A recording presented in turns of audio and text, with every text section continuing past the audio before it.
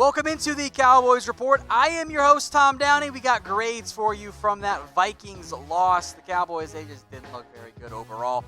We'll begin on the offensive side of the ball. I don't really know what grade to give here. I waffled a lot. I'm going to go with a B-, mostly because of the passing game. The ground game was not good. The play calling was not good. But you got bailed out by Dak Prescott. In the end, 443 yards of offense, 393 of which came through the air. It doesn't include some sacks, of course, by the way. But overall, it's a very, very good showing by Dak Prescott. He carried the team against the Vikings. More on them here in a little bit, and more on Dak here in a little bit. But I don't blame that much on the offense as a unit. I think the coaching staff as a unit, as we'll get into, deserves a little bit more blame. Now, speaking of blame, who do you blame the most for the Cowboys' loss?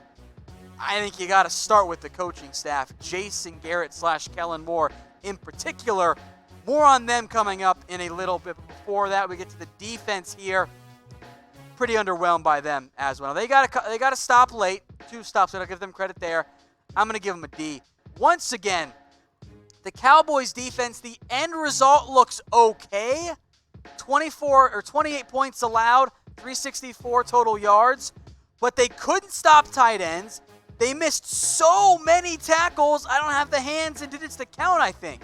Dalvin Cook made him look real bad. 33 touches in this one for Mr. Dalvin Cook, 97 of which came on the ground, 86 of which came through the air. The Cowboys looked like they never saw a screen in their life. Over 5.4 or 5.5 yards per touch for Dalvin Cook. No Adam Thielen.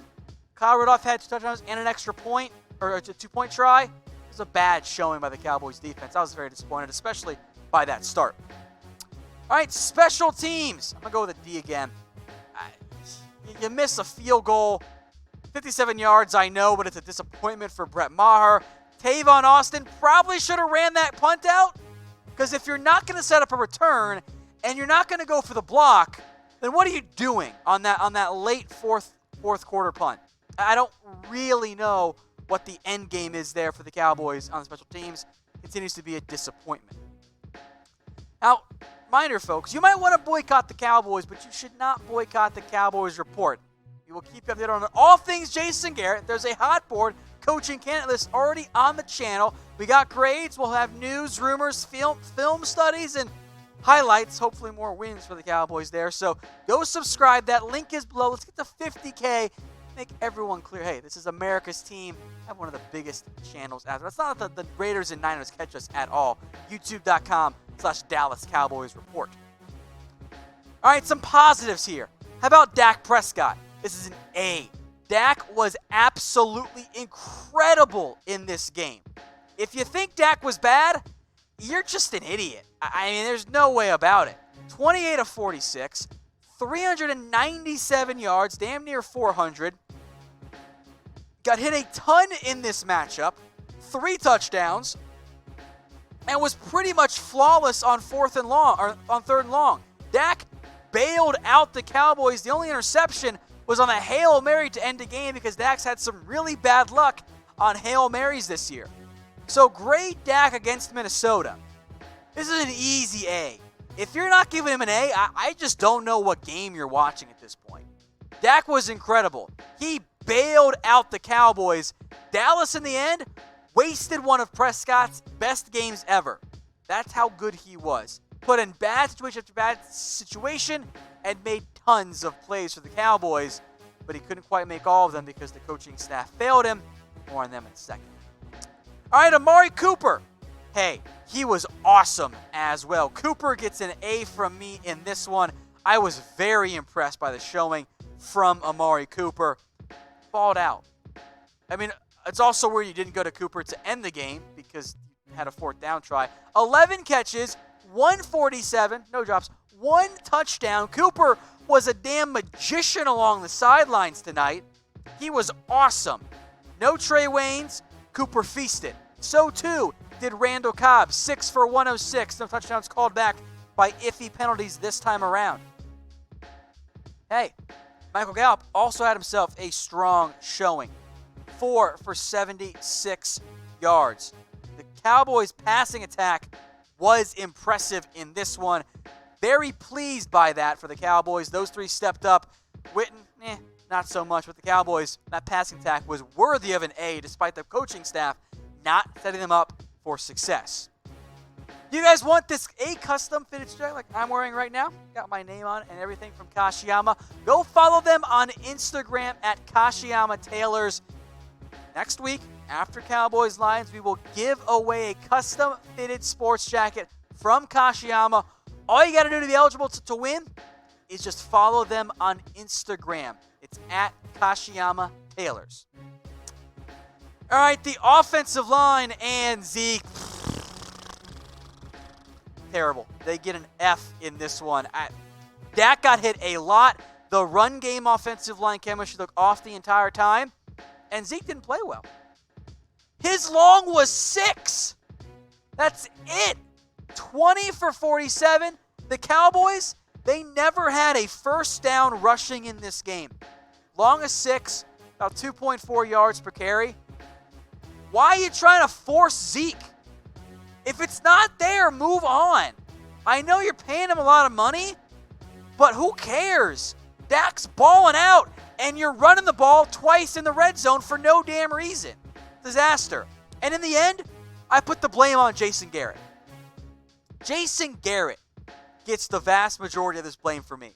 Let's get his grade here, because it's an F. Like, we've seen this song and dance so many damn times, I don't know what to do anymore. At this point, it's just on us as fans. That's what it really is. Because Jason Garrett, he's the same guy. It's another week. It's a slow start. The offense looks sluggish. The defense looks sluggish. They coach conservative, and bad things happen. To expect something different in the end, it's on us too. Because I don't know, it's the definition of insanity, expecting something new. Here's what Jason Garrett had the audacity to say after this game. He said, and I cannot believe that this is how the Cowboys head coach thinks, but then again, maybe I shouldn't be surprised. Jason Garrett after the game. In the fourth quarter, by the way, it is important for us to continue to try to run the football when asked about the Cowboys play calling late. I mean, what the hell are we doing out there then, guys? Why are you establishing the run down 4 in the fourth friggin' quarter? It doesn't make sense. It's bullshit. It's embarrassing. When you coach not to lose, you end up losing games. At this point, I'm not going to expect anything different. I'm going to expect the Cowboys to be 9-7, 8-8, make shitty play calls, go for a field goal on fourth down to make a one-score game a one-score game. It's conservative play calling. It doesn't work. You've got a quarterback who's throwing everywhere, lighting up a good defense, and you're going to run the football. And then on third down, you're going to run the football after running on second down. On fourth down, you're going to throw it to Zeke. Because why throw it to your best damn player in Amari Cooper? Doesn't make sense. And it's not just Garrett, by the way. FG in the comments. It's also Kellen Moore. Now, make no mistake, Jason Garrett clearly has influence and a lot more than he should on this play calling and on this coaching staff. But Kellen Moore gets an F2. You had your quarterback bail you out repeatedly. Here's your stat of the week, folks, of the year. First down passes. Inflated, by the way, because the Cowboys threw it a lot on first downs late in the game. First down passes, 14 for 108. You average 8 yards per play. 8 yards per play. You run the ball on first down, you get less than 2.5. So guess what you probably shouldn't be doing? Running the damn football. This is not analytics. This is not fancy math. This is common sense. If you can't run the football, then stop it. Throw it. Jerry Jones, quote, could put a sign on the start of the game that said Zeke's not going anywhere. That was the story. So then why the hell did you keep running into the sign on the wall? It's bad. It's an embarrassment. The coaching staff, this is probably one of the most frustrating games I've seen. Because you got bailed out by your quarterback, and that game was a lot closer than it should have been. because Minnesota should have blown you out. Instead, Dak was so good, he gave the Cowboys a chance. The confidence level for Kellen Moore, it's not that high right now. Maybe it's because Garrett's hamstringing him, but Moore's the one calling the plays in the end. So maybe he's told by Garrett, hey, run the football here. If so, shame on Jason Garrett. But Kellen Moore gets to make the final call, right? And Dak Prescott's too good of a soldier to audible out of situations where he's told to run the football, and if you get this look, you run the football. Like, imagine being in this scenario, end of game, 2nd and 2. You're inside the 15-yard line. You're in position. You've marched down the field from your own 6, and you're about to score. You run the football on 2nd and 2. Okay, I get that. I didn't even hate that much. I think it was a read option look. Dak made the right call to give it to Zeke. 3rd down. You run inside zone, and it gets blown to shit. Because I don't know why you're running the football on 3rd and 2 when you literally can't run the football at all in this game. You lose 3 yards. 4th down now. Amari Cooper has been unstoppable in this game. What do? You throw an out route to Zeke. Designed out route to Ezekiel Elliott. Why you force feeding Zeke? Throw it to Cooper. Minnesota couldn't have covered him. Instead, you muck it up because you're just stuck in the past, and the Cowboys coaching staff unequivocally failed Dak Prescott, failed Amari Cooper. I don't know why it's going to change. I am so tired of it. It's frustrating for everyone here, and I don't know what to do about it, other than just say, fire Garrett and just get somebody else who knows how to coach in 2019. In 2019, by the way, Kashiyama Tailors just launched a new modern line of custom suit jackets. I'm talking like zipper pockets here that are like tucked away. They're perfect, and they're machine washable. Now go get a custom fitting, and they're free, by the way. Go schedule one online, Kashiyama1927.com. Tell Mick that I sent you here in Dallas, and we'll get you on the Cowboys Report as well. All right, that was very negative by me, so let's end on a positive note. DeMarcus Lawrence was good tonight. Now, he wasn't perfect, no sacks, but I give him a B in this one. I was very impressed by how DeMarcus Lawrence played in this matchup. A lot of pressures, lots of tackles, was great against the run, 8 tackles, 1 tackles for loss, several hurries, nearly had that forced fumble that would have been a touchdown for the Cowboys, but the ball was coming out as a pass. Overall, DeMarcus Lawrence was great. If only the coaching staff didn't fail the Cowboys once again.